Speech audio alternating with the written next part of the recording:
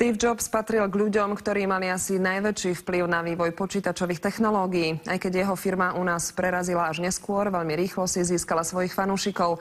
Bez Apple a jeho výrobkov si už dnešná mládež ani nedokáže predstaviť život. Dnes už globálna značka vznikla v roku 1976. Mladý Steve Jobs založil firmu so svojím spolužiakom. Toto je jeho revolučný Macintosh, no a toto už tenučké počítače dneška, MacBook Air či iPad.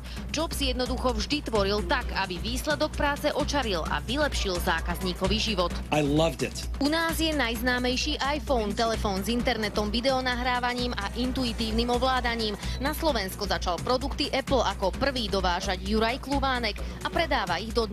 Toto je skutočne veľká vec. Toto je prvý Mac. V roku 86 som ho dostal do daru od mojej sestry, ktorá v tom čase žila v Spojených štátoch. Za koľko by ste ho predali?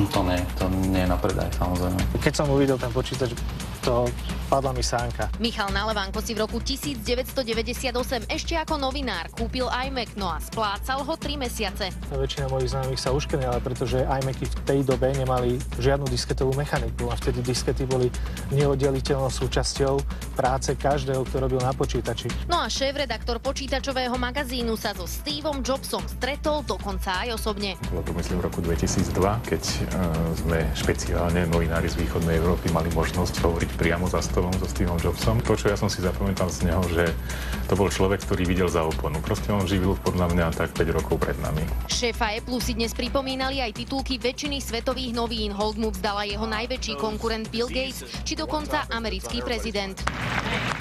Jobs odstúpil z funkcie ešte koncom augusta, no zanechal za sebou najväčšiu firmu na svete, ktorá má eleganciu, hravosť a inteligenciu priamo vo svojom genetickom kóde. No a toto si o značke myslí jeho nástupca. I love Apple. The only way to do great work is to love what you do. Barbora Demešová, televízia Markíza.